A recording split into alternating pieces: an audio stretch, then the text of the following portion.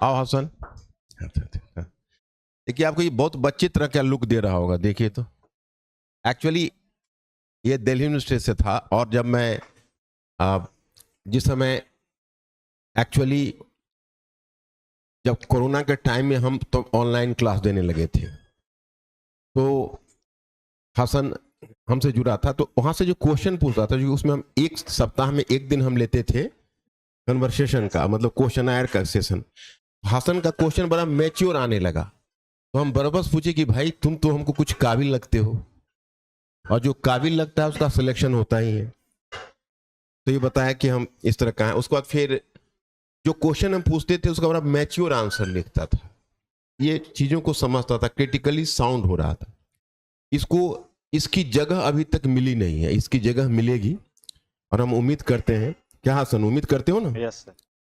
कि भाई हम आईएएस बने, मतलब ये आईएएस बने, और ये तो जस्ट एक जॉब मिल गया तो 643 रैंक पर अभी है, जॉब मिल गया तो फिर एक स्टैंड बाय मिल गया, लाइफ में कॉन्फिडेंस आ गया और भी आगे बढ़ सकता है। तो हसन, जो अनुभव तुमने किया, हर चीज, हर अनुभव, वो अनुभव जो ऑप्शनल का अनुभव है, जनरल स्टडीज में भी कहाँ काम आया, क्या आया, थोड़ा इन लोगों से शेयर करो, ताकि ये लोग भी अपनी तैयारी को पुख्ता करें। हमें जो कहना होता है मैं कहता ही हूँ, लेकिन जब तुम लोग अपना अनुभव बांटोगे तो ये लोग समझ पाएंगे, है ना? ठीक है, स्टार्ट है ना तुम्हारे पास माइक? Yes sir. ठीक। तो गुड मॉर्निंग गाइस। तो अभी तो सब आप फ्री के मूड में ही होंगे ज़्यादातर। तो कितने लोग फ्री दे रहे हैं इस टाइम? तो अगले साल वाले हैं। यस। तो अभी तो फोकस आपका सबसे एक जो इम्पोर्टेंट एरिया है आपकी जनरल स्टडीज़ का, वो है आपका ऑप्शनल पेपर। आपके 2 ऑप्शनल पेपर हैं, और दोनों ही आपकी डिसाइड करते हैं कि आप रैंक में, इवन लिस्ट में आने वाले हैं या नहीं आने वाले। तो जब मैं फर्स्ट टाइम अपना लास्ट ईयर अटेम्प्ट दिया था, तो उसमें मेरा इंटरव्यू स्टेज तक तो मैं पहुंच सका, लेकिन क्योंकि मेरा ऑप्शनल पेपर ख़राब हो गया था, तो क्योंकि मेरी तबीयत ख़राब थी, तो उस बीच में मैं ऑप्शनल पेपर जब कंप्लीट नहीं कर पाया, तो मैंने ऑलमोस्ट 100 मार्क्स का पेपर ब्लैंक छोड़ दिया हिस्ट्री में। और उसके बाद मेरे ओनली 211 नंबर आए थे। वही डिसाइडिंग फैक्टर था कि मैं उस बार लिस्ट में नाम नहीं था, क्योंकि मेरे जीएस में ओवरऑल गुड मार्क्स थे। तो वो डिसाइड करता है कि आपका ऑप्शनल किस तरह से होना चाहिए। अगर आप ऑप्शनल अच्छा कर लेते हैं, तो आप लिस्ट में तो आएंगे ही आएंगे, साथ में रैंक भी आपकी अच्छी होगी। उसके लिए ज़रूरी है कि मैं आपके साथ ये बताता हूँ कि आपको पहले मैं एक इंडिविजुअल अलग अलग पेपर का ऑप्शनल का बता देता हूँ कि कैसे हर एक पेपर को अप्रोच करना है, और उसके बाद में मैं आपको जो भी क्वेश्चंस होंगे ऑप्शनल से रिलेटेड वो बता दूँगा। मैंने सर का कोचिंग ज्वाइन कर रखी थी। जब मेरा एमए शुरू हुआ था, तो मैंने सर की कोचिंग ज्वाइन की थी।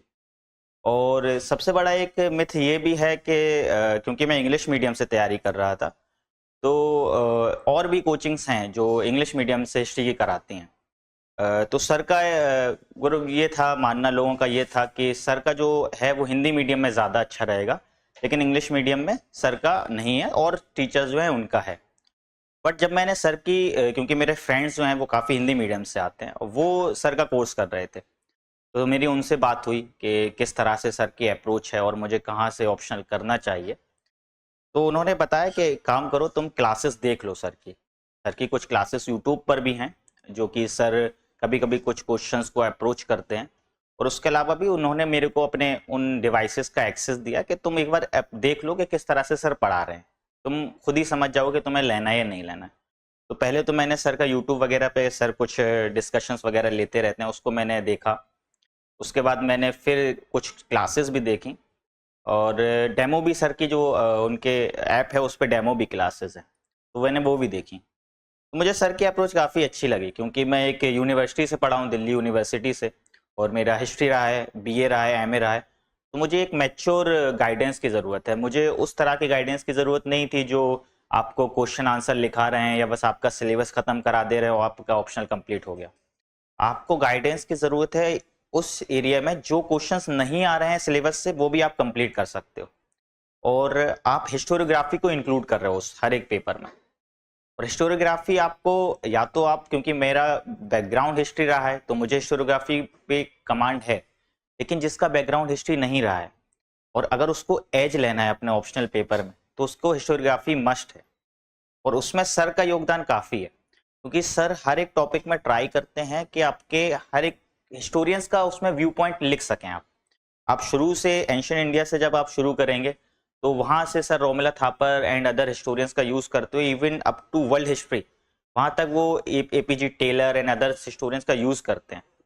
और वो आपको जो हर एक क्वेश्चन में अगर आपने एक ही भी हिस्टोरियंस का मेंशन कर दिया, इंट्रो में आपने मेंशन कर दिया, कंक्लूजन में आपने मेंशन किया, या आप अपना व्यू पॉइंट बता रहे हैं उसको सब्सटेंशिएट किया आपने हिस्टोरियंस से, तो वो काफी एक अप्रोच जो आपको एटलीस्ट 1 मार्क्स एक्स्ट्रा मिलेगा हर एक क्वेश्चन में, और उसका फायदा आपको मिलेगा। तो सर का वो मुझे कोर्स काफी अच्छा लगा, तो मैंने उसको ज्वाइन कर रखा। और मेरा जो भी बेसिक, क्योंकि मेरा कवर था, लेकिन जो भी एक कंसोलिडेटेड नोट्स होना चाहिए हिस्ट्री से रिलेटेड, स्पेशली क्योंकि हिस्ट्री का ऑप्शनल जो आपका सिलेबस है वो बहुत ज़्यादा वास्ट है और आपको कम से कम 6 महीने उसमें लगेंगे। और सर का जो मेरा ऑनलाइन बैच था उसकी एक्सेस मेरे पास 1 साल तक थी। तो 1 साल में मैंने सर के जो कोर्स था उसको मैंने 3 टाइम पढ़ा है, क्योंकि एक बार मैंने उसको अपने नोट्स बनाने के लिए पढ़ा, दोबारा मैंने उसको अपना रिवाइज करने के लिए पढ़ा, और जब सर की कोर्स की वैलिडिटी खत्म होने वाली थी तो मैंने 3 बार पढ़ लिया। ये करने के बाद ही मैंने अपना जीएस पढ़ना शुरू किया। होता ही है क्योंकि आप अगर एक साथ ही सब चीज़ करना ट्राई करेंगे कि ऑप्शनल मैं कर लेता हूँ, जीएस भी मैं कर लूँगा, उसका सीसैट भी मैं कर लूँगा, आप केवल किसी भी सब्जेक्ट को टाइम नहीं दे सकते हो। तो आप 1 एट अ टाइम कीजिए, क्योंकि आप अभी फाउंडेशन ईयर्स में हैं, तो अभी आप थोड़ा जीएस को थोड़ा सा अवॉइड कीजिए शुरू के 1-2 महीने, क्योंकि सर स्पीड से भी सिलेबस कराते हैं, तो उसमें आपका 3 से 4 महीने मिनिमम लगेंगे। उसमें से आप शुरू के 1-2 महीने केवल अंडरस्टैंड करने के लिए करिए कि आप ऑप्शनल अपना कवर कर लें। आधा कवर होने के बाद आप जीएस को ज्वाइन कर लीजिए। और जीएस में भी आपको ना ऑप्शनल से काफ़ी फ़ायदा होता है, क्योंकि हिस्ट्री तो बेस है, सभी को पता है। तो एक तो आपको बेस जब आपका क्लियर होगा तो आपको इकोनॉमी में भी फायदा होगा, पॉलिटी में किस तरह से जो पॉलिटिकल थॉट्स हैं, पॉलिटिकल कॉन्सेप्ट्स हैं, वो इवॉल्व हुए हैं, हिस्ट्री से ही इवॉल्व हुए हैं, तो वो आपको वहां पे भी हेल्प करेगा। जीएस 2 में आपको काफी हेल्प होगी। जीएस 1 आपको तैयार हिस्ट्री तो एटलीस्ट नहीं करना होती है। मैंने दोनों बार जीएस अपना जो भी ऑप्शनल पेपर, जो भी जीएस 1 का मेंस लिखा है, उसमें मैंने हिस्ट्री पढ़ के ही नहीं गया हूँ, मैं ऑप्शनल पढ़ के जाता था और मैंने ऑप्शनल का कंटेंट लिखा है, और दोनों बार मेरे जीएस 1 में अच्छे मार्क्स आए। ऑप्शनल आप अच्छे से अगर आप कर रहे हैं तो आपको हर एक सब्जेक्ट में जीएस में काफ़ी हेल्प होने वाली है। और सर की उसमें अप्रोच भी मेरे लिए काफ़ी यूज़फुल रही, स्पेशली जब मैं ऑप्शनल करता था। तो सर का तरीका यह है कि वो इंटीग्रेटेड है। तो जब इंटीग्रेटेड आप होते हैं तो आपको, जब आपको बेस क्लियर होता जा रहा है, हिस्ट्री में आपको पता है कि 1991 के रिफॉर्म्स क्यों हो रहे हैं, क्योंकि आपको हिस्ट्री पता है, पोस्ट कॉलोनियल पीरियड भी पता है, कॉलोनियल पीरियड भी पता है। आपको पता है कि पॉलिटी में जो सेपरेशन ऑफ पावर के कॉन्सेप्ट है वो क्यों आ रहा है, डिवीजन ऑफ पावर्स, फेडरलिज्म है, वो क्यों आ रहा है। तो जब अपने जीएस 2 के भी आंसर लिख रहे हैं, उसमें भी अगर थोड़ा हिस्ट्री की आप टिंच दे देते हैं, इसको थोड़ा सा कलर अगर आप हिस्ट्री का दे रहे हैं तो उसमें काफ़ी एडवांटेज होता है। एटलीस्ट अगर नहीं भी दे रहे हैं तो आपको समझने में फ़ायदा होगा, और एक बार अगर आप उस चीज़ को समझ गए तो आप उसको रिफ्लेक्ट कर सकते हो अपने आंसर्स में। तो ऑप्शनल और जीएस को अलग मान के मत करिए, एक बार ऑप्शनल अच्छे से करिए और उस अपनी ऑप्शनल की नॉलेज को जीएस में यूज़ कीजिए। हर एक पेपर में आप जीएस 1 में यूज़ कीजिए, 2 में यूज़ कीजिए, इवन 4 में जो इथिक्स पेपर है, आपको हर एक कॉन्सेप्ट के लिए, हर एक वैल्यू के लिए आपको एग्जाम्पल ऑप्शनल से मिल जाएगा। आप बस अपना माइंड खोल के रखिए। आपको करीज के लिए एग्जाम्पल चाहिए, आपको सेक्रीफाइस के लिए एग्जाम्पल चाहिए, आपको किसी भी चीज़ के लिए एग्जाम्पल चाहिए। आप इंडियन हिस्ट्री पढ़ रहे हो और इंडियन हिस्ट्री इतनी इनरिचिंग है, हर एक पर्सनैलिटी में आपको कुछ ना कुछ वैल्यूज मिलेंगे, आप उनको यूज़ कीजिए। आप बस अपना माइंड ओपन करके रखिए। जब आप जीएस 4 तैयार कर रहे हैं, आप कोई वैल्यू पढ़ रहे हैं, आप बस एक बार सोचिए कि मैं एंशिएंट से आंख बंद करके मॉडर्न तक मैं केवल गो थ्रू करूंगा अपने माइंड में, मेरे को एग्जाम्पल निकल के आ जाएंगे। आप उन एग्जाम्पल्स को अपने लिख लीजिए, 10-10 एग्जाम्पल, 5-5 एग्जाम्पल आपके हो गए, और आप फिर उनको कहीं भी यूटिलाइज कर सकते हैं। आप लोग सब ज्यादा परेशान होते हैं एथिक्स पेपर में एग्जाम्पल कहाँ से लाना है, एग्जाम्पल यहीं से लाए जाते हैं, क्योंकि हिस्ट्री मतलब आज से पहले जो कुछ हुआ है वो सब इतिहास है, और इतिहास में आपको एग्जाम्पल मिलेंगे क्योंकि एग्जाम्पल इतिहास से ही आते हैं। तो जीएस 4 में भी आपको फायदा होगा। जहाँ तक बात है ऑप्शनल की, तो ऑप्शनल में क्योंकि 2 पेपर हैं, उसमें 4 सेक्शंस हैं। एंशिएंट इंडिया है, मिडिवल इंडिया है, मॉडर्न इंडिया है, वर्ल्ड हिस्ट्री है। तो सबसे पहला तो मैं कहूँगा कि मैप पे आप कमांड करिए, क्योंकि लास्ट टाइम जब मेरा 100 मार्क्स का पेपर छूटा था, उसमें मेरा एक लार्ज पोर्शन था जिसमें मैं मैपिंग नहीं कर सका था। होता ही है क्योंकि जब मैं सर की क्लासेस करता था तो मैंने मैपिंग को इग्नोर कर दिया। मैंने कहा क्योंकि अभी मैं यूनिवर्सिटी से आ रहा हूँ, मेरा कमांड जो है वो एनालिटिकल ज़्यादा है, मेरे को याद वगैरह कम होता है, तो मैं थोड़ा मैपिंग लास्ट में करूँगा। तो फिर मैंने ऑप्शनल कवर किया सारा, ये वाला जो एनालिटिकल क्वेश्चन है वो सारे तैयार हो गए, लेकिन मैंने जो फैक्चुअल डिटेल्स थे वो मैंने इग्नोर कर दी। और जब मेरा प्री क्लियर हुआ उसके बाद मैं मैपिंग करना शुरू किया। होता ही है कि आप जब आप 3 महीने में एक बार अपनी मैपिंग करेंगे, आपको याद भी नहीं होगा कि कौन सी एरिया कहाँ पर लोकेटेड है। आपको ना जब आप ऑप्शनल शुरू किए हैं उसके 2-3 महीने बाद से ही एटलीस्ट मैपिंग करना शुरू कर देना चाहिए। मैपिंग थोड़ी थोड़ी थोड़ी कीजिए, एक साथ मत कीजिए, एक एक टॉपिक वाइज कीजिए। 5 दिन में एक टॉपिक किया, उसको रिवाइज किया, उसको फिर दोबारा दूसरा टॉपिक कीजिए। मैपिंग करना बहुत ज़रूरी है एंशिएंट इंडिया के लिए। आपके 50 मार्क्स वहाँ से बिलोंग कर रहे हैं और वहाँ से आपको एडवांटेज है कि आप इवन 40 अप टू 40 मार्क्स वहाँ से ला सकते हैं, क्योंकि वहाँ गलत होने के चांस कम होते हैं। तो वो आपको GS1 में स्कोरिंग करने में सबसे ज़्यादा हेल्प वहाँ से होगी। फिर एंशिएंट इंडिया। एंशिएंट इंडिया में बेसिक आपको क्या करना है कि आपके जो सर नोट्स प्रोवाइड कर रहे हैं आप उसको पहले फॉलो कीजिए। सबसे बड़ी चीज़ है PPT फॉलो कीजिए। तो सर PPT देते हैं उसको फॉलो कीजिए, उस वो आपका बेस है। आप उससे बाहर जाने की ट्राई भी मत कीजिए, जाना है तो उसको इनरिचिंग के लिए कीजिए, लेकिन आप अपना पहले बेस तैयार कर लीजिए। जो सर PPT दे रहे हैं उनका यूज केवल वो नहीं है कि क्वेश्चन डायरेक्ट आएगा तो आप उसको यूज करोगे। मैंने जो भी क्वेश्चन आता था मैं सर के केवल जो बेस उन्होंने PPT दिया मैं उसमें से आंसर्स निकाल लेता था। आप वो तरीका है, वो आंसर राइटिंग से आप सीखोगे किस तरह से वो PPTs का यूज करना है। लेकिन जब आप PPTs को बार बार पढ़ते हो, उसका कंटेंट बार बार पढ़ोगे, तो आपको याद आएगा कि हाँ, इस जो सर ने पहली लाइन लिखी है ना, मैं इस पहली लाइन को मैं 4 जगह अलग अलग जगह यूज कर सकता हूँ। मैं कंक्लूजन में भी उसको यूज कर सकता हूँ, मैं इंट्रो में भी यूज कर सकता हूँ। तो PPTs का कंटेंट बहुत इनरिचिंग है और बहुत क्रिस्प है। आप कोई भी सोचें कि मैं बुक्स उठा के पढ़ लेता हूँ, उसके मैं खुद से नोट्स बनाऊंगा, वो आप सिलेबस इतना ज्यादा वास्ट है कि आप कभी 1 साल 1.5 साल में भी कवर नहीं कर पाओगे। और इवन आपने कवर कर भी लिया, क्योंकि ऑप्शनल मेरा हिस्ट्री बाद में लिया है, लेकिन उससे पहले मैं BA और MA ऑनर्स हूँ दिल्ली यूनिवर्सिटी से, तो मैंने हजारों बुक्स पढ़ रखी हैं। तो अब मैं अगर उन बुक्स को रिवाइज करने जाऊंगा, मैं रिवाइज कभी मेरा ऑप्शनल खत्म ही नहीं होगा। तो आप बुक्स के पीछे मत भागिएगा। आपको जो इन कंसोलिडेटेड नोट्स प्रोवाइड किए जा रहे हैं आप उसको अपना बेस बनाइए।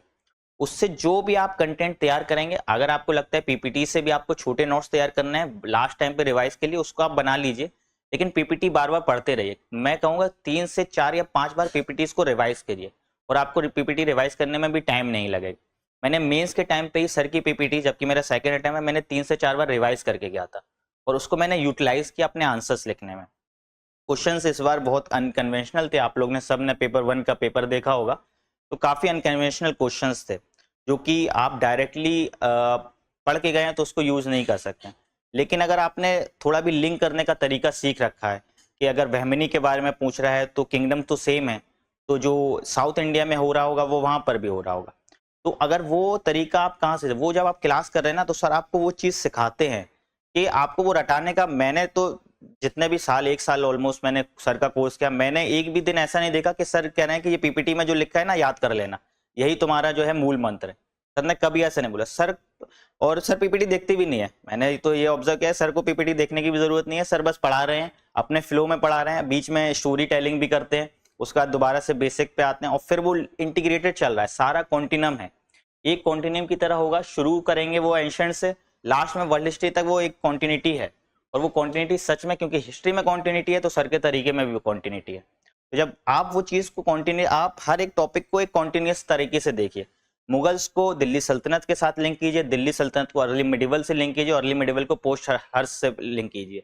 और वो हर एक चीज में आप, सर अगर ठीक है सपोज कुछ क्वेश्चन जो हैं, क्योंकि सिलेबस इतना वास्ट है, तो कुछ क्वेश्चन जो होंगे जो नए हर साल आएंगे और हो सकता है सर ने वो क्लासेस में कंप्लीट भी ना किए हों, लेकिन आप सर की PPTs को यूज कीजिए, आप उसकी नॉलेज को यूज कीजिए कि मुझे लिंक कैसे करना है।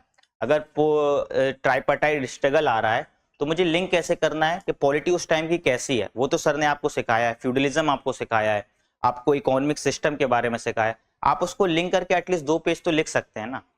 तो वो नॉलेज को यूज कीजिए, पहले बेस अपना जो है PPTs के थ्रू तैयार कीजिए, उसके बाद अगर आपको लग रहा है तो आप एक जो बेसिक बुक्स हैं उसको एक बार देख सकते हैं अपनी लैंग्वेज इंप्रूव करने के लिए, क्योंकि जब आप बुक्स पढ़ते हैं तो लैंग्वेज काफ़ी इंप्रूव होती है।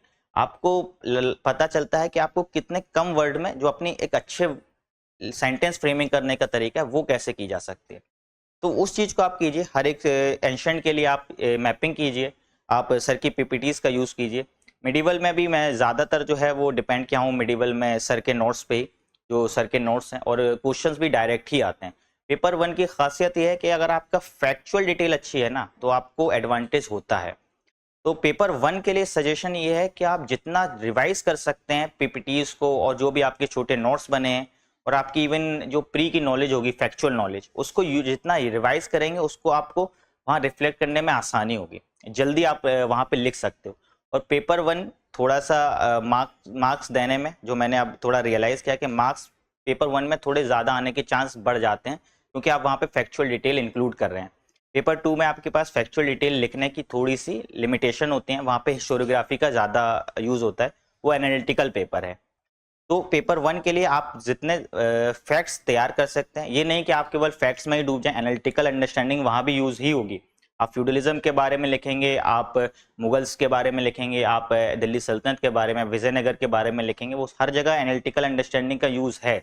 और वहाँ पे हिस्टोरियंस को भी आप, वो क्वेश्चन में कभी नहीं पूछेगा कि आप हिस्टोरी बताइए कि हिस्टोरियंस का इस बात पे क्या मानना है, विजयनगर के बारे में हिस्टोरियंस क्या बोलते हैं, रोमिला थापर जो है वो वैदिक पीरियड के बारे में क्या बोल रही हैं, आर एस शर्मा क्या बोल रहे हैं, या जो बी डी चट्टोपाध्याय हैं उनका जो है उस पर क्या मानना है। लेकिन आप ट्राई कीजिए कि आप कहीं इंक्लूड कर सकते हैं क्या, आप कंक्लूजन में इंक्लूड कर दीजिए कि इस तरह से देखा जा सकता है कि रोमिला थापर इस बारे में ये बोल रही हैं और हमें इस तरह से देखना चाहिए। तो आप कहीं कहीं बस ट्राई कीजिए। मैंने इस बार हर एक अपने क्वेश्चन में ट्राई किया था कि मैं हिस्टोरियंस को ला सकूं। आप 10-12 हिस्टोरियंस, जो मेन हिस्टोरियंस हैं इंडियन हिस्टोरियोग्राफी के, उसको थोड़ा सा देख लीजिए कि किस टॉपिक पे उन्होंने बोल रखा है, और उसको वहाँ पे यूटिलाइज कीजिए। जहाँ तक एंशियंट मिडिवल की ये बात हुई, वर्ल्ड जो मॉडर्न हिस्ट्री है उसमें आपको एनालिटिकल अंडरस्टैंडिंग की बहुत ज़रूरत पड़ेगी। तो जब सर आप पढ़ा रहे हैं, आपको मॉडर्न अपना आप कंप्लीट कर रहे हो, तो उसमें ध्यान दीजिएगा कि आप फैक्चुअल डिटेल की तरफ मत भागें, क्योंकि फैक्चुअल डिटेल आप ऑलरेडी जीएस के लिए पढ़ेंगे। जीएस जब आप अपना प्री के तैयार करेंगे, उसमें फैक्चुअल डिटेल पढ़ेंगे, तो वो आप ऑप्शनल से पहले एक बार रिवाइज कर लें कि आपको जो है जब सर एनालिटिकल अंडरस्टैंडिंग देंगे तो उसमें आपको लिंक करना है। वहाँ पे फैक्चुअल डिटेल का काम केवल आपको आर्गुमेंट जो आपने लिखा है उसको सब्सटेंशिएट करना है। तो जो जैसा सर बताते हैं कि facts are just the examples to substantiate, तो फैक्ट्स के पीछे medieval modern and world history में बिल्कुल मत भागिएगा। एनालिटिकल पे बहुत ध्यान दीजिएगा कि ऐसा हो क्यों रहा है। कांग्रेस अगर 1885 में आ रही हो तो उसके पीछे बैकग्राउंड क्या है, और वो बैकग्राउंड को आप समझ के रखिए, उसको यूज कीजिए। वो कहीं अगर डायरेक्ट क्वेश्चन नहीं आएगा, इनडायरेक्टली आप उसको यूटिलाइज करोगे। अगर आप देखेंगे कि 1920s में जो एक नेचर ऑफ इंडियन नेशनलिज्म है वो चेंज हो रहा है, तो उसके फैक्टर्स क्या हैं, वो सर आपको उस बैकग्राउंड के बारे में जब बताएंगे तो आपको वहां आइडेंटिफाई करना है, ओके ये बैकग्राउंड है और मुझे इस तरह से ही लिखना है। और फिर आप फैक्चुअल डिटेल्स का यूज करेंगे कि हाँ ओके 1914 से 1918 तक वर्ल्ड वॉर 1 हो रहा है, इसी वजह से एक बैकग्राउंड ये तैयार हो रहा है।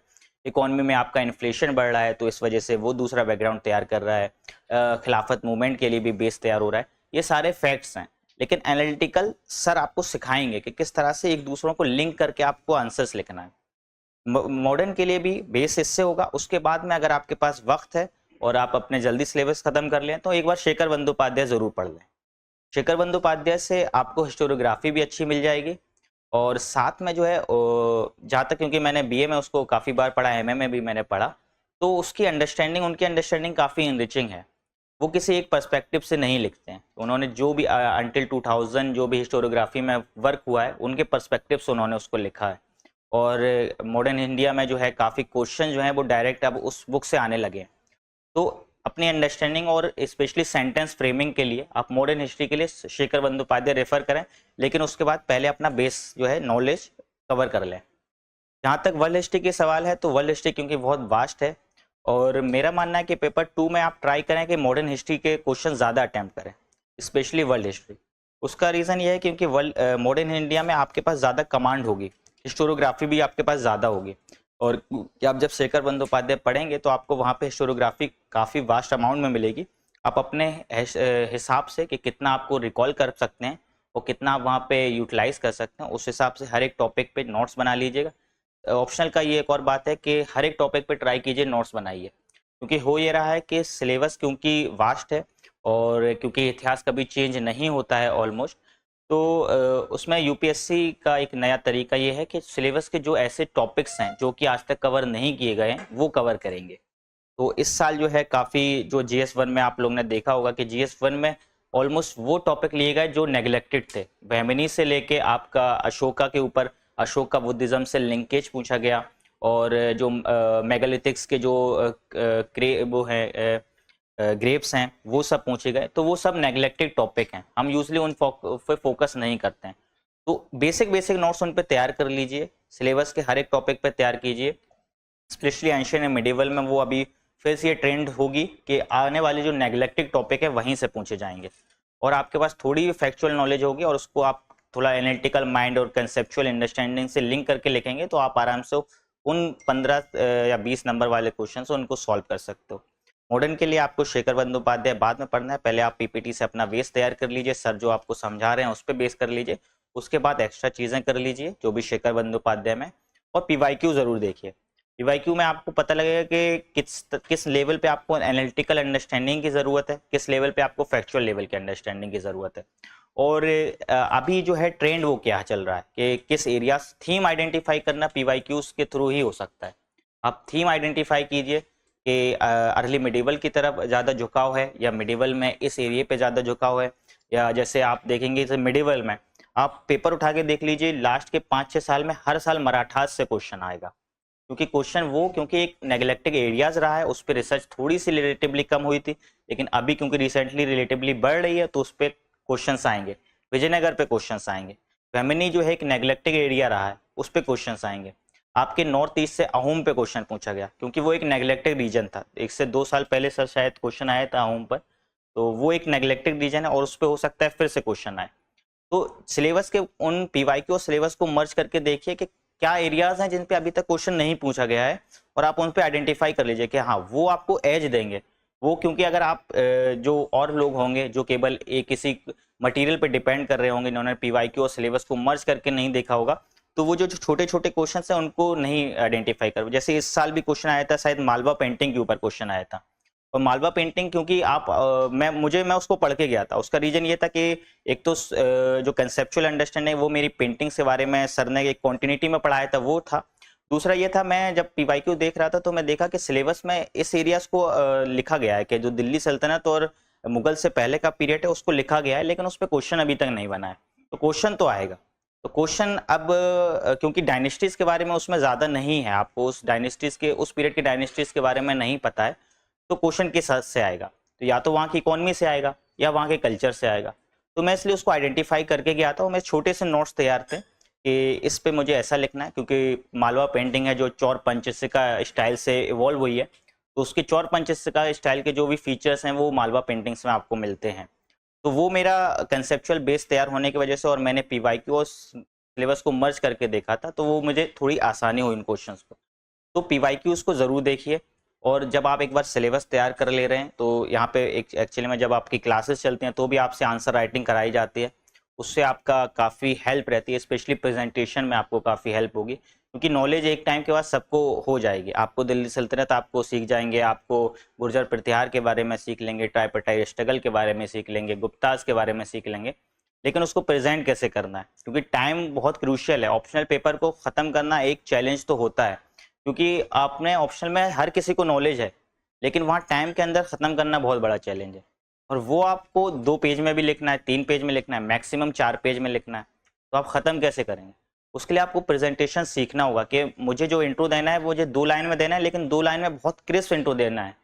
और वो जब आप यहाँ पे आंसर राइटिंग सर कराते हैं तो सर जब डिस्कस करते हैं तो आप वो देखिए कि आप किस लाइन पे सोच रहे थे और सर ने किस लाइन पे सोचा है। मैं यही करता था जब यहाँ पे आंसर राइटिंग होती थी, तो सर 3 क्वेश्चन देते हैं यूजली, अब क्योंकि जब मेरा एंशिएंट इंडिया कवर हो तो मैं ओनली एंशिएंट इंडिया का क्वेश्चन करता था, तब मेरा जो आंसर इंट्रो होगा वो बहुत ही उसी के आसपास ही होगा कि गुप्ता के बारे में पूछा है तो Gupta was a prominent empire and etcetera etcetera. लेकिन जब सर लिखते थे तो सर लिंक करते थे उसको, पीछे से लिंक करेंगे कि किस तरह से मौर्यास थे और मौर्यास का कॉन्टिन्यूटी गुप्ता में मिल रही है, वो जब कंक्लूड करें तो गुप्ता को वो आगे पोस्ट हड़प्पा से पोस्ट हर्ष से लिंक कर देंगे। तो वो एक लिंकेज सर ढूंढते थे ना, तो फिर मैंने भी सीखा कि मुझे भी लिंकेज करना बहुत जरूरी है। जब आप इंट्रो दे रहे हो कंक्लूड कर रहे हो तो आपको जितना वास्ट आपका लैंडस्केप होगा, आपका जितना बड़ा परिप्रेक्ष्य होगा आप उसको उस तरह से लिंक करके लिख सकते हो। इंट्रो एंड कंक्लूजन, जब बॉडी पार्ट लिख रहे हैं तब आप जो क्वेश्चन पूछा गया उसके आसपास ही रहिए, लेकिन जब आप इंट्रो दे रहे हो तो आप जितना वास्ट रखेंगे उसमें आपके इवेल्युएटर को भी पता लगेगा कि आपके पास नॉलेज है और आप लिंक करना जानते हो।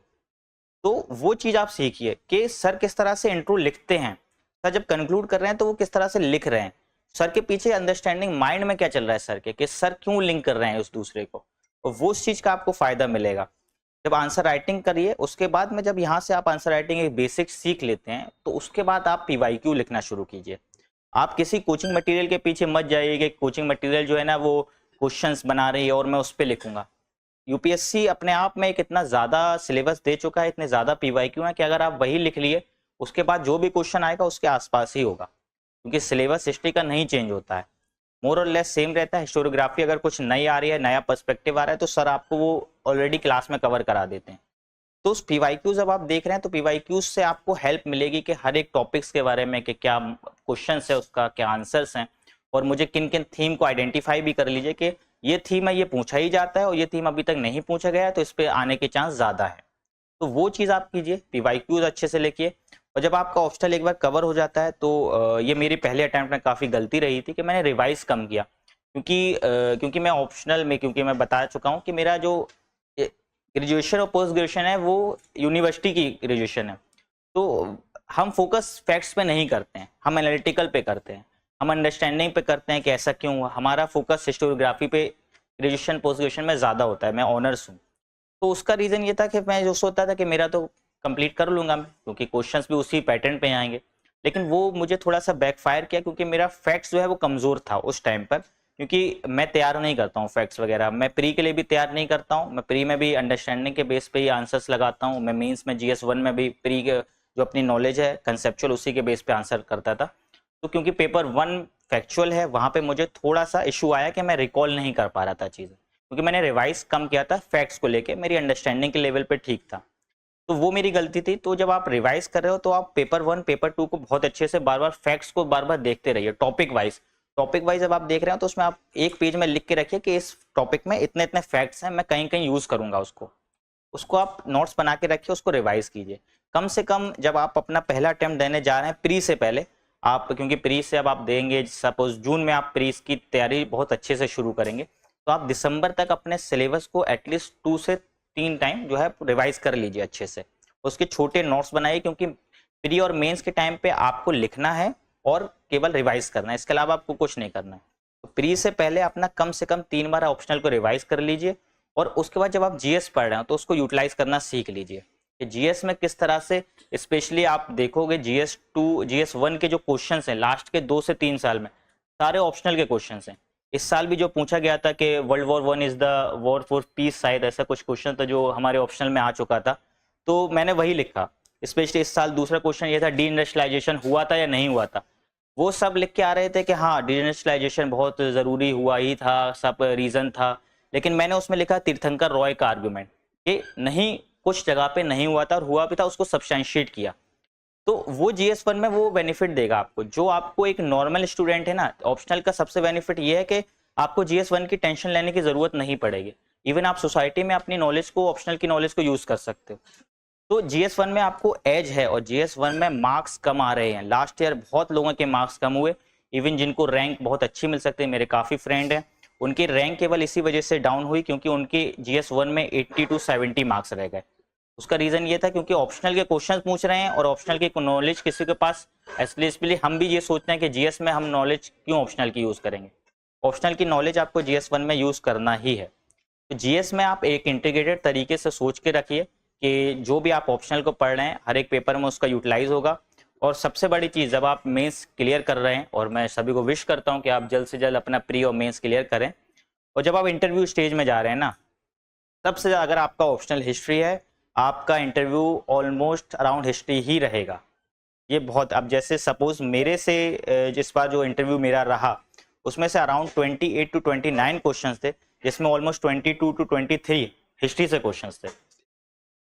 एक मेरा क्वेश्चन था कि which ruler of history of Indian history specially would you would hate, और Aurangzeb was out of it, तो वो मेरे को बताना था। Then in which period would you like to live under, तो वो मैंने एम्परर अशोक बोला।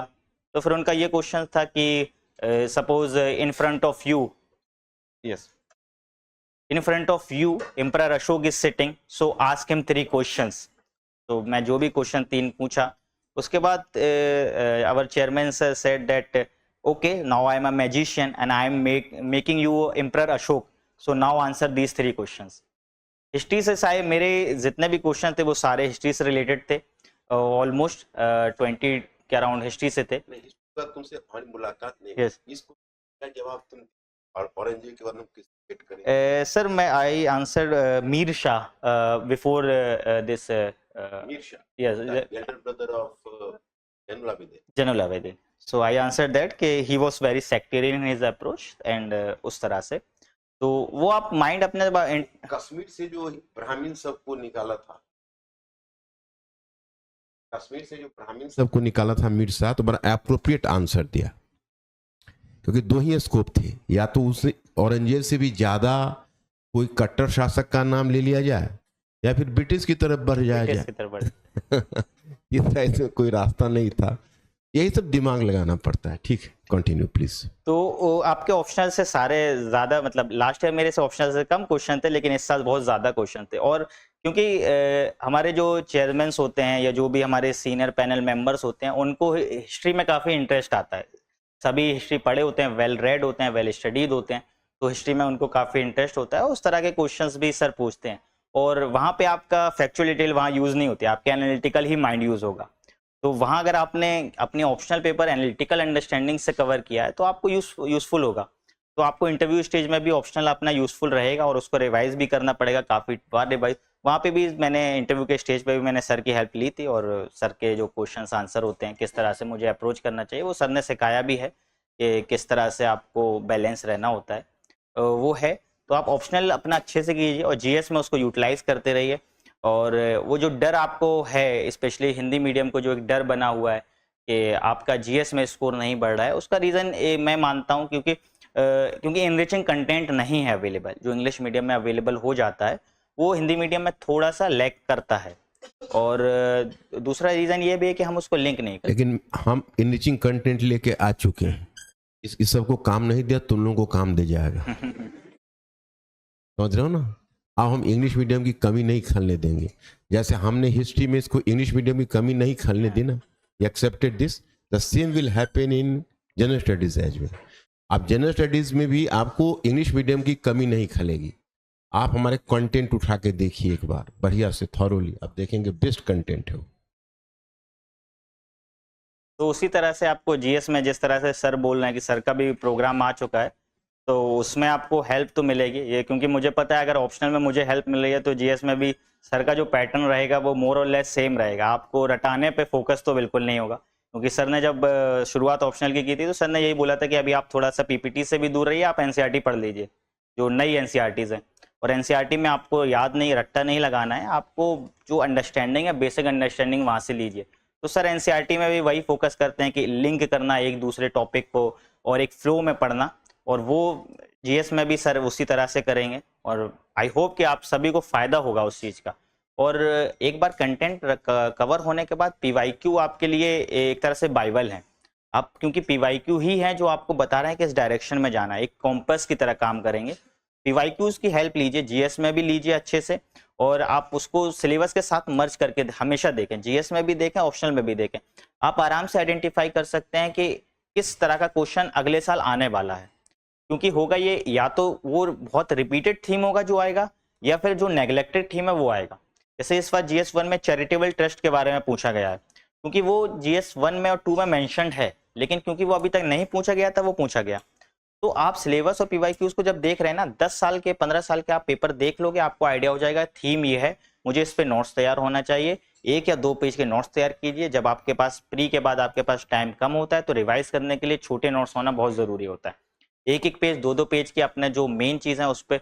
और मैं एक और चीज़ बता दूं, जैसे मेरा जब फर्स्ट अटेम्प्ट था उससे पहले मैं जो नोट्स बनाता था वो मेरे बहुत बल्कि नोट्स होते थे, क्योंकि मैं सेंटेंस फ्रेमिंग पे बहुत ध्यान देता था कि मुझे सेंटेंस ऐसे लिखना है। लेकिन जब मैंने रिवाइज करने पे आया वो रिवाइज होता ही नहीं है, हो ही नहीं सकता है। क्योंकि जब आप पढ़ रहे हैं तो आप सेंटेंस पे ही पढ़ते जा रहे हैं और टाइम बहुत लगता है। तो जब आप नोट्स बना रहे हो ना, बहुत एक पेज A4 शीट लीजिए, उसमें डिवाइड कर लीजिए, थोड़ा सा स्पेस छोड़िए कि आपको अगर कुछ नया ऐड करना है स्पेशली जीएस में, तो आप उसका क्योंकि न्यूज़पेपर, हाँ न्यूज़पेपर काफ़ी उसमें यूजफुल रहेगा, तो आपको एडिशन करने में हेल्पफुल रहेगी। तो हर एक थोड़ा सा स्पेस दीजिए, स्पेशली सोसाइटी में ऑब्जर्वेशन के बेस पे लिखते हैं क्योंकि, तो न्यूज़पेपर्स की काफ़ी हेल्प होगी। GS1 में अगर आप सपोज GS1 आप पढ़ रहे थे, हिस्ट्री आप पढ़ रहे थे, नोट्स बना रहे थे, उसमें आपको पता है कि ऑप्शनल का यहाँ पे थोड़ी नॉलेज यूज़ कर सकता हूँ मैं, तो वहाँ पे उसको लिख लीजिए कि ये जो है ना इस टॉपिक की मेरी ऑप्शनल की यूज़ होगी और मैं उसको रेफर कर लूँगा। तो GS1 ज्योग्राफी भी जैसे आप बना रहे हैं तो उसके छोटे छोटे नोट्स बनाइए। ज्योग्राफी जैसा सब्जेक्ट है उसमें आपको फिगर्स हमेशा ट्राई करना है कि फिगर्स उस ज्योग्राफी के आंसर में आ सके, फिगर्स आएगा और साथ में जो है फैक्चुअल डिटेल्स, कुछ नॉलेज है आपकी ज्योग्राफी की जो प्री में आपने पढ़ी है उसको यूटिलाइज कीजिए। जहाँ तक GS2 की बात है तो GS2 में आप पॉलिटी के जो आर्टिकल्स वगैरह हैं उस पर ध्यान दीजिए, कमेटीज़ वगैरह पे ध्यान दीजिए। और अगर आपको बैकग्राउंड पता है, जो कि आपको क्लासेस में बताया जाएगा, किसी भी टॉपिक से रिलेटेड कोई भी केस अगर होगा, केस स्टडी अगर होगी, तो उसका बैकग्राउंड आपको पता होगा, तो आपको रिकॉल करने में बहुत हेल्प रहती है। और ट्राई कीजिए कि कुछ क्वेश्चंस में जो है केस लॉज हैं वो आ सकें, कमेटीज़ की रिकमेंडेशंस आ सकें। पॉलिटी में सबसे बड़ी चीज़ ये है कि आपके दो हमेशा रहेगा, एक कॉन्स्टिट्यूशनल प्रोविजंस का ट्राई करें और दूसरा जब अपना कंक्लूड कर रहे हैं तो कमेटीज़ वगैरह का मेंशन करें। कमेटीज़ से जो है काफ़ी हेल्प रहती है। IR में करंट अफेयर बेस्ड ही ज़्यादातर होता है, और IR में क्योंकि आप हिस्ट्री पढ़ोगे तो आपको वर्ल्ड हिस्ट्री से बहुत हेल्प रहेगी, जो भी अभी की वर्ल्ड यूरोपियन यूनियन में जो भी हो रहा होगा। और क्योंकि वर्ल्ड हिस्ट्री में आप ऑलमोस्ट अप टू 2008 के आसपास सर आप कवर कराते हो, क्योंकि सर जो लास्ट में 2 कंटेम्प्रेरी क्लास लेते हैं तो उसमें ऑलमोस्ट कोविड-19 के टाइम तक सर ने मेरा कवर करा रखा था। तो एक ओवरऑल पिक्चर मुझे थी कि यूरोपियन यूनियन में क्या हो रहा है, अफ्रीका में क्या हो रहा है, या साउथ ईस्ट एशिया में क्या हो रहा है, तो उसके आपको वर्ल्ड हिस्ट्री से आपको काफ़ी हेल्प रहेगी। तो IR में आपको काफ़ी हेल्प वहाँ से मिल जाती है। और साइंस वगैरह का क्योंकि आप प्री पढ़ोगे तो साइंस का ज़्यादातर पेपर जो क्वेश्चंस आते हैं वो करंट अफेयर बेस्ड होते हैं, तो उसके आप उस टाइम पे ही तैयार कर सकते हो साइंस वगैरह को। इकोनॉमी आप तैयार कीजिए, इकोनॉमी में स्पेशली एग्रीकल्चर को तैयार कीजिए, क्योंकि एग्रीकल्चर के 2 क्वेश्चन तो लेंदी क्वेश्चन और 2 या 3 क्वेश्चन जो शॉर्ट क्वेश्चन आते हैं। एग्रीकल्चर को अच्छे से तैयार कीजिए। और इथिक्स में वही है कि इथिक्स में जो एक बेसिक थ्योरीज है उसको तैयार करके, लेकिन यूज़ बहुत कीजिए एग्जाम्पल्स का। और हिस्ट्री अपना माइंड खोल के रखिए। हिस्ट्री जब भी आप सर पढ़ा रहे हैं, मैं यही करता था, मैं जब अपना सेकंड रिवीजन कर रहा था मैं अपना माइंड खोल के रखता था कि ये वाला एग्जाम्पल सर ने दिया है मैं कहाँ यूज़ करूंगा, और वो आपको बहुत हेल्प रहती है कि आपके पास एग्जाम्पल्स की कमी नहीं होगी कभी भी। तो वो एक इंटीग्रेटेड जब आप अप्रोच रखेंगे ऐसे में काफ़ी हेल्प रहेगी, स्पेशली हिस्ट्री की, क्योंकि आप सभी ये कहते हैं कि हिस्टोरिकल बैकग्राउंड से आप शुरू कीजिए, और आपके पास तो हिस्ट्री की कमी है ही नहीं। मतलब इतनी स्टोरीज हैं मेरे पास, किसी भी टॉपिक को शुरू करने के लिए मुझे इंट्रो की कभी टेंशन होती नहीं है कि मुझे ऐसे में इंट्रो देना क्या है, क्योंकि है ही मेरे पास इतना कंटेंट। एंशिएंट से मैं लाऊंगा, मॉडर्न इंडिया से लाऊंगा, मैं वर्ल्ड हिस्ट्री से ला सकता हूँ, मैं कहीं से भी ला सकता हूँ। तो आप ऐसे की टेंशन लेना कम कीजिए।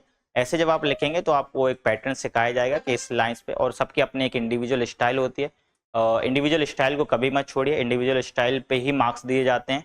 टॉपर्स की कॉपी एनालाइज कीजिए कि वो कंटेंट में क्या लिखते हैं, लेकिन उनके कभी पैटर्न को ना एग्जैक्ट फॉलो करने की कोशिश मत कीजिए। सबके अपने अपने स्ट्रेंथ हैं, सबके अपने अपने वीकनेस हैं। तो मेरी स्ट्रेंथ अगर हिस्ट्री होगी तो हो सकता है मेरी स्ट्रेंथ जो वीकनेस है वो सोसाइटी हो, तो अब मैं जो अपने सोसाइटी के आंसर लिख रहा हूँ वो बहुत अच्छे नहीं लिख पा रहा हूँ, लेकिन हिस्ट्री के मैं ठीक लिख ले रहा हूँ। सबके अंडरस्टैंडिंग अलग होती है और सबका तरीका प्रेजेंटेशन का अलग होता है। किसी का फ्लो में बहुत अच्छा आंसर आते हैं, किसी के पॉइंट्स में आते हैं, कोई एक इंडिविजुअल पैटर्न नहीं है। और ये यूपीएससी भी आपको जो आप में जो मिथ फैलाया जाता है कि पॉइंट वाइज ही लिखना है और इस तरह से ही लिखना है, कोई भी पैटर्न नहीं होता है। एक आप नेचुरल फ्लो में जो आप लिख रहे हैं वो लिखिए, लेकिन लिंक कीजिए। टॉपिक्स में जो क्वेश्चन पूछा गया है वही लिखिए, आसपास में मत घूमिए कि ये है तो इससे वजह से तो ये होगा और ये इस वजह से ये भी होगा। आपसे जो पूछा जा रहा है आप उसको पहले कवर कीजिए, उसके बाद अगर आपके पास स्पेस है तब आप अपनी एक्स्ट्रा नॉलेज दिखाइए। जो पूछा जा रहा है उस पर ध्यान दें। जीएस में सबसे ज़्यादा होगा, जीएस में क्योंकि हमारे पास कुछ क्वेश्चन ऐसे हो जाते हैं जिसपे आपको नॉलेज नहीं हो रही है, तो हम क्या करते हैं, क्वेश्चन ए है हम लिख रहे हैं डी के बारे में, वो बिल्कुल मत कीजिएगा, वो बैकफायर करता है। अगर ए है तो आप मैक्स टू मैक्स A.2 के आसपास लिख सकते हैं, A.3 के आसपास लिख सकते हैं, तो उसको आसपास ही रखिए, ज़्यादा डाइवर्ट होने की ज़रूरत नहीं है।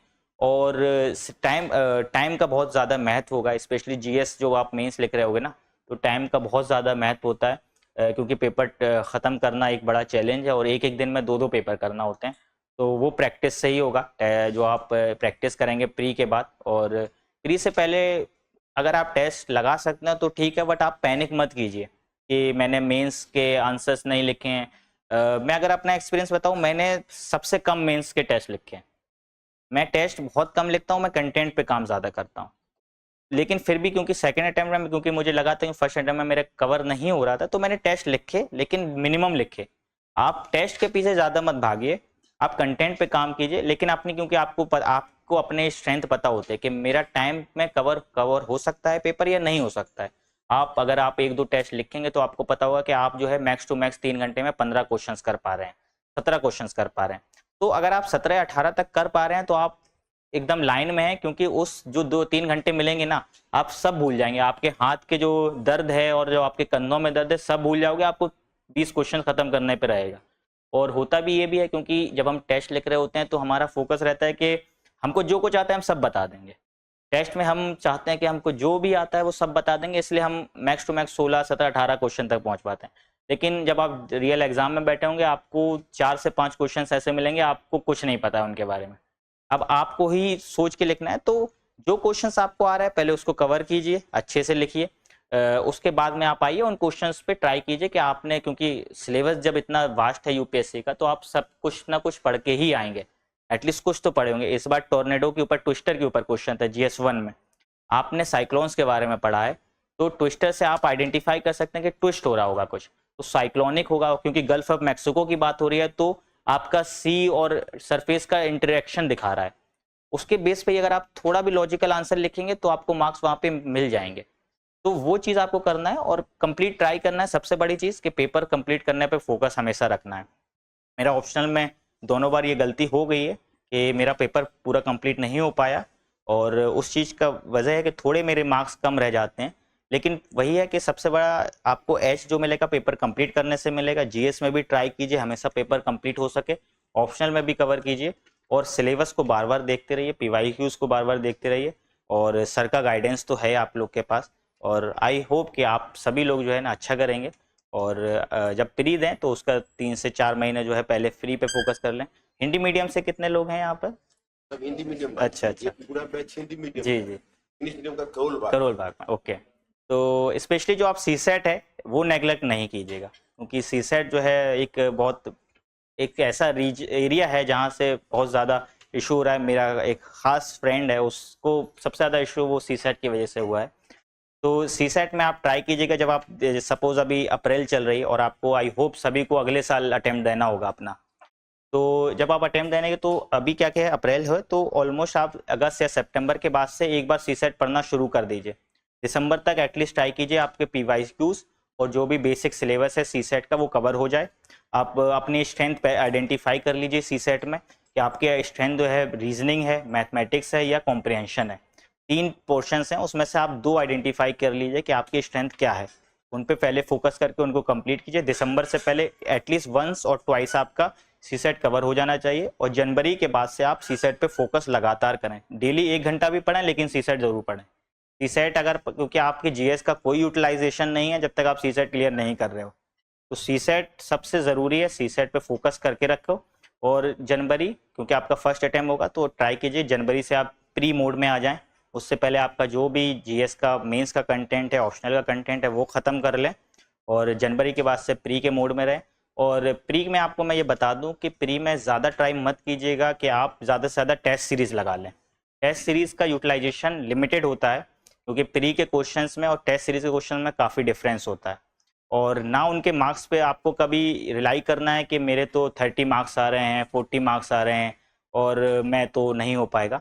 आइडेंटिफाई कीजिए कि जब आप आंसर लगा रहे थे और उस आंसर्स का आंसर, जो क्वेश्चन है उसका आंसर क्या आ रहा है, उसमें लॉजिक पे सोचिए कि मैं रीजन किस तरह से लगा रहा था, मैं लिंक क्यों कर रहा था, और जब क्वेश्चन है वो किस तरह से। क्वेश्चन जो गलत हो रहा है बस उसमें ये आइडेंटिफाई करना जरूरी है, क्योंकि लॉजिक हमारा क्या जा रहा है और क्वेश्चन का लॉजिक क्या है। अगर आप उस बेस पे करोगे, आपको प्री एटलीस्ट होने से जीएस में तो कोई इशू नहीं होगा, क्योंकि आप लॉजिक पे सोचते हो और कंटेंट पे आप।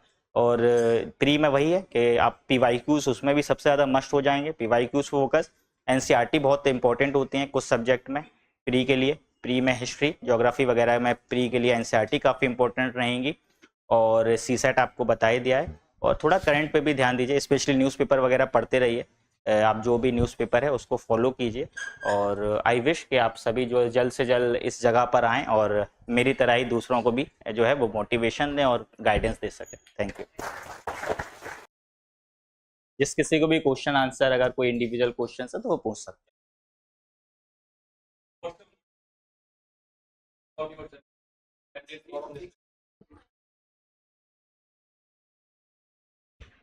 Hello, sir. Good morning. My question is, what's your sir motivation throughout your journey when there is a lot of distraction today times like phones, gadgets, etc. So, what's your main point? You have always focus on your studies and all. First of all, you have to identify why have you come here. So have you just come here because your relatives were saying because you should do something, or your parents were saying, or you want to do service to your country? You want because suppose outer motivation can be very fickle. It's a very momentary. So you can watch a movie or you can watch some videos and they will just boost you, but they won't give you very sustainable motivation, and this comes from your heart only. So inner motivation is very necessary. As far as the distraction is concerned, so first of all, because this is the age of social media, or we are wasting our time especially on the Instagrams and other social media issues, yeah, WhatsApp especially. So make your connection very less with the outer world. Just make 4 or 5 good friends who are of your frequency, who can think like you think. Because if you are having the same background of you, if you are having friends of your same background, you can ask them question, they can ask you question, and your question would be very intellectual. They would not be like why this happening, but they would ask you something about your studies only, and that would help you. So make 4 or 5 good friends and just keep discussing with issues. Like I have been living in an institution where I got this support, because I am having friends who are already selected in IRS and IPS and others things, and they help me to understand in those manners. So just make good friends and who are in this, especially in this preparation, because what happened, sometimes you are very demotivated. It would happen with everyone. It happened with me. It would happen with everyone. It is natural. We are humans and we are human emotions. So it would happen. But if you are surrounded by good friends, they would support you and they know what goes around in your mind when you are studying and when you are preparing. So they would help you in come out of this situation. So just make good friends and make disconnection, especially from the social media. Just make limited connection, especially you can be on the WhatsApp, and when you are free, just check the contact, what are the messages, but avoid Instagram and other kind of interaction with the outer world. They are just a waste of time and waste of energy. Nothing. You are not going to get any information out of reels. Are you going to get? You are just okay. Just for the sake of entertainment, you can watch almost 10 or 15 minutes. Just but discipline is most important. If you are disciplined, you won't require any other motivation. Okay, so I will teach you. Okay, you should study for 8 hours or 10 hours, because you are having inner motivation. So just be disciplined, be consistent, just focus what has been taught to you, just keep on revising and you would get through it. Thank you so much, sir. Okay.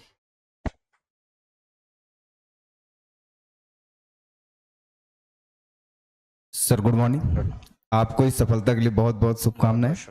Sir मेरा question था sir, जैसे मान लीजिए GS और optional दोनों चल रहे होते हैं, तो उस समय सर टाइम मैनेजमेंट का कैसे करें, और कितने समय बाद मान लीजिए जीएस खत्म हो जाता है तो कितने समय बाद हम पीटी की तैयारी करें या फिर फॉर्म भर सकते हैं एग्जाम देने के लिए? ठीक है, मैंने जब अपना फर्स्ट अटेम्प्ट दिया था तो मेरा ऑलमोस्ट जीएस भी कंप्लीट था। आप उसको नहीं सोचिए कि आप कितना टाइम दे रहे हैं। आप अगर जब आप में अगर कॉन्फिडेंस आ जाता है, एक बार जब आपने सिलेबस कंप्लीट कर लिया है, आप में कॉन्फिडेंस आ चुका है कि मेरा जीएस भी कंप्लीट है, मेरा ऑप्शनल भी कंप्लीट है, क्योंकि आपका प्री ओनली निकालना मोटिवेशन नहीं है, आपको तीनों स्टेजेस क्रॉस करना है। और अगर आप तीनों स्टेज क्रॉस करना है तो आपने प्री निकाल लिया, लेकिन आप मेंस में क्या लिखोगे? तो एक बार आपका सिलेबस अच्छे से कंप्लीट होने दीजिए, उसको एटलीस्ट वंस रिवाइज होना चाहिए, ऑप्शनल भी, और क्योंकि ऑप्शनल एक डिसाइडिंग फैक्टर है, ऑप्शनल अच्छे से रिवाइज होना चाहिए, जीएस आपका कवर होना चाहिए, जो एटलीस्ट ब्रॉड टॉपिक्स हैं वो कवर होना चाहिए जीएस में। और उसके बाद में आप प्री के लिए, आपको अगर आपको प्री अगले साल देना है, सपोज मई में एग्जाम अगर होता है, तो जनवरी या फरवरी से आपको शुरू कर देना चाहिए प्री का, क्योंकि फर्स्ट अटेम्प्ट में आपको प्री में ज़्यादा पढ़ना होगा इन कंपेरिजन टू सेकंड और थर्ड अटेम्प्ट। तो प्री में आपको ज़्यादा पढ़ना है तो जनवरी से एटलीस्ट शुरू कीजिए। उससे पहले आप ट्राई कीजिए, थोड़ा सा अपने आप को स्ट्रेच कीजिए कि आपका जीएस और ऑप्शनल ख़त्म हो सके। जहाँ तक टाइम मैनेजमेंट की बात है तो 2 to 3 आवर्स तो आपको ऑप्शनल में डेली देना ही है, स्पेशली जब तक दिसंबर आ रहा है। तो ट्राई कीजिए कि 2 to 3 आवर्स आप अपना ऑप्शनल में दे सकें। उसके बाद में आपके पास जो भी समय बच रहा है उसमें कुछ घंटे जो है वो सीसेट पढ़ लीजिए, 1 से 2 घंटा। बाकी जो बचा हुआ है वो सारा जीएस कवर करने में कंप्लीट कीजिए। Okay sir, thank you.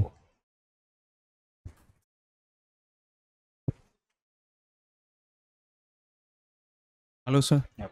Sir मेरा नाम सोनू है, मैं मथुरा से बिलोंग करता हूँ। तो मेरे कुछ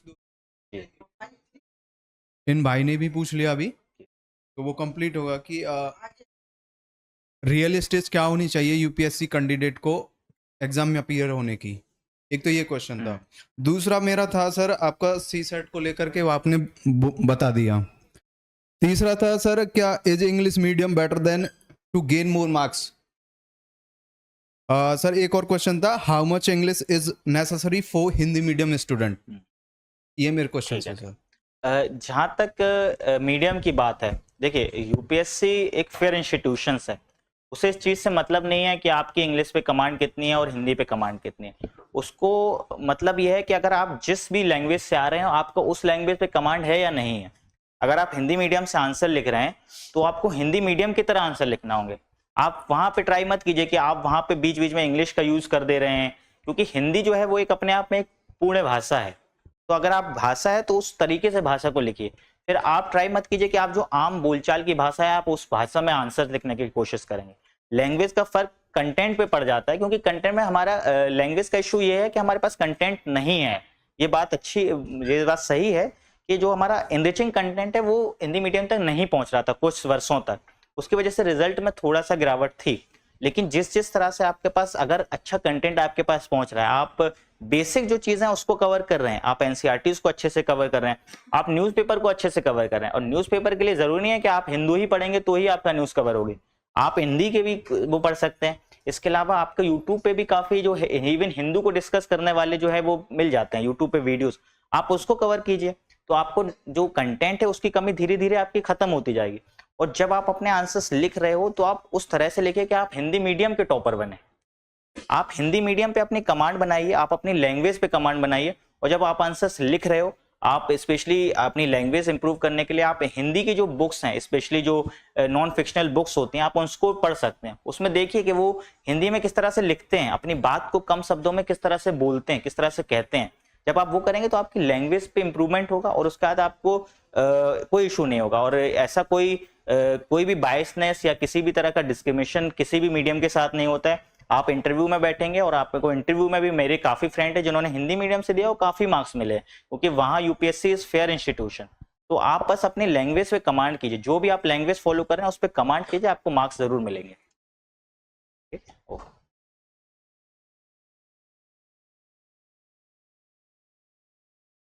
हेलो सर। सर मेरा प्रश्न यह है कि आपकी सफलता में थोड़ा सा सर, आपकी सफलता में सबसे बड़ा कारण क्या रहा है? ऐसा मूल मंत्र तो नहीं होता है कि कारण क्या है, लेकिन मैं अगर कहूँ तो एक कंसिस्टेंसी है जो कि मैं मेंटेन कर सका। क्योंकि मैं जब 2016 में यहाँ ग्रेजुएशन करने आया था, तो क्योंकि मैंने चेंज किया था अपना, जो एक तो मीडियम मैंने चेंज किया था और दूसरा मैंने अपना स्ट्रीम चेंज किया था। तो 12th से पहले मैं पीसीएम सब्जेक्ट से था और उसके बाद में मैं हिस्ट्री एज अ ऑप्शनल मैंने ग्रेजुएशन किया है। तो उसके लिए ज़रूरी था कि आप कंसिस्टेंट रहें। आप अगर कंसिस्टेंट हैं, उसके बाद से 2017 से मैंने न्यूज़पेपर पढ़ना शुरू किया है और आज ऑलमोस्ट 8 to 9 ईयर्स हो चुके हैं जिसमें मैंने न्यूज़पेपर कभी नहीं छोड़ा है। तो कंसिस्टेंसी इज मस्ट। आप कंसिस्टेंट रहिए। आपके लिए ज़रूरी नहीं है कि आप डेली 18 घंटे पढ़ें, कोई भी नहीं पढ़ सकता, क्योंकि हम सभी एक ह्यूमंस ही हैं, हम कोई मशीन्स नहीं है कि हम 18 आवर्स पढ़ सकते हैं, 16 आवर पढ़ सकते हैं। आप डेली 8 आवर्स पढ़िए, लेकिन उसको कंसिस्टेंटली पढ़िए कि 8 आवर्स मुझे देना ही देना है। कोई भी डिस्ट्रैक्शन आए, कुछ भी आएगा, मैं 8 आवर्स से 9 आवर पढ़ूंगी ही, पढ़ूंगा ही। जब आप वो कर रहे हैं तो आपका सिलेबस भी खत्म होगा, आप में वो एक होता ही है कि जब आप कंसिस्टेंट रहते हो ना तो आप में मोटिवेशन भी बनी रहती है। जब होता ही है कि अगर हम 2 दिन पढ़ेंगे लेकिन हम 4 दिन फिर हम ब्रेक ले लिए, तो जब दोबारा से आप पढ़ने आते हो आप में वो मोटिवेशन नहीं आता, क्योंकि आपको सब नया लगता है। लेकिन अगर आप कंसिस्टेंट हैं, आप डेली न्यूज़पेपर कवर करते हैं, आप रात में ऑप्शनल पढ़ते हैं, दिन में आप थोड़ा भी जीएस का पढ़ते हैं, उसके बाद आप घूम रहे हैं, खेल रहे हैं, जो भी आपको एक्स्ट्रा करना है कर रहे हैं, लेकिन आप कंसिस्टेंट है तो आपको फायदा होगा। तो मैं मानता हूं कि मेरी सफलता का ये रीजन है कि मैं कंसिस्टेंट तो रहा हूं, और दूसरा इनर मोटिवेशन मेरे अंदर रही है। मुझे कोई वीडियोस देखने की जरूरत नहीं होती थी कि मैं इसकी जैसा बनूंगा या मैं इस तरह से करूंगा। और तीसरा यह है कि मैंने थोड़ा टॉपर्स को कम फॉलो किया है, क्योंकि सब अपना अपना एक मेथड्स होता है, सबका एक इंडिविजुअल स्ट्रेंथ और वीकनेस होती है, तो अपने स्ट्रेंथ और वीकनेस पे काम कीजिए। मैं भी आऊंगा इधर, यहाँ और भी टॉपर्स आएंगे, वो अपना अपना स्ट्रेंथ और वीकनेस ही बताएंगे। अपना पैटर्न आइडेंटिफाई कीजिए, अपने स्ट्रेंथ्स को आइडेंटिफाई कीजिए कि मेरा इस सब्जेक्ट पे कमांड अच्छी होगी, इस पे मेरी वीक है, जिस पे वीक है। सो यूपीएससी आपको नहीं बोल रहा है कि आप 100% परफेक्ट होके आइए, कि हर एक टॉपिक में हर एक सब्जेक्ट की आपको नॉलेज होनी चाहिए। आप बेसिक बेयर मिनिमम जिसमें आपकी वीकनेस है उसको थोड़ा सा कवर कर लीजिए, उसके अलावा और जो सब्जेक्ट्स हैं उसको अच्छे से कवर कीजिए, और अपना पैटर्न आइडेंटिफाई कीजिए कि मुझे ऐसा करना है। टॉपर्स को देखिए लेकिन उनको फॉलो मत कीजिए, एक जो आपसे अलाइन कर रहे हैं, आपके बैकग्राउंड से अलाइन कर रहे हैं, उनको फॉलो कीजिए आप, लेकिन आप अपना पैटर्न ढूंढिए। और मैंने भी टॉपर्स को बहुत मिनिमम देखा है, टॉपर्स की कॉपी भी बेयर मिनिमम देखी, अपनी स्ट्रेंथ आइडेंटिफाई किया और उसका फायदा मिला, तो आप अपना भी जो है तरीका आइडेंटिफाई कीजिए।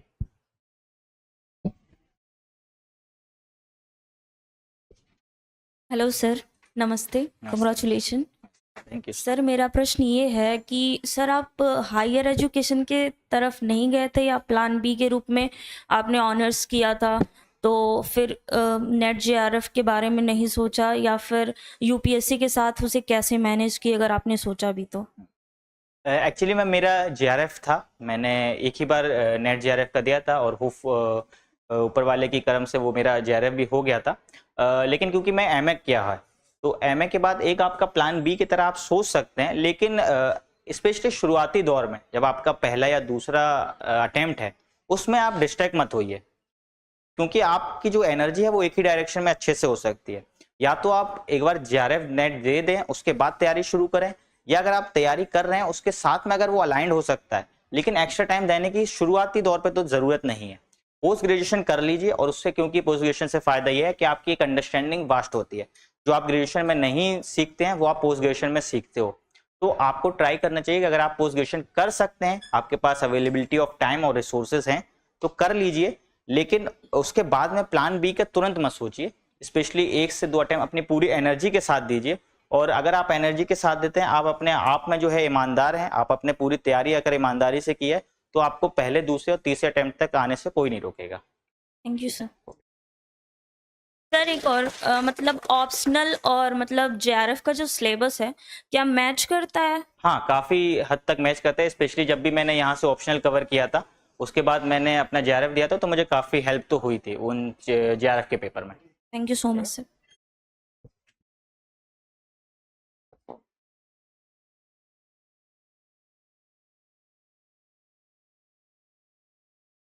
नमस्कार भैया।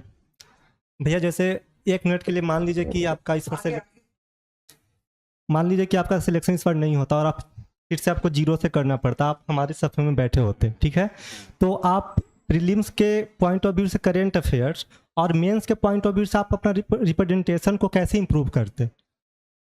प्रीलिम्स के लिए करेंट अफेयर्स और मेंस के लिए अपने आंसर को रिप्रेजेंटेशन को कैसे इंप्रूव करते, जो सब हम कम मतलब सबको दिक्कत होता है आंसर राइटिंग स्पेशली।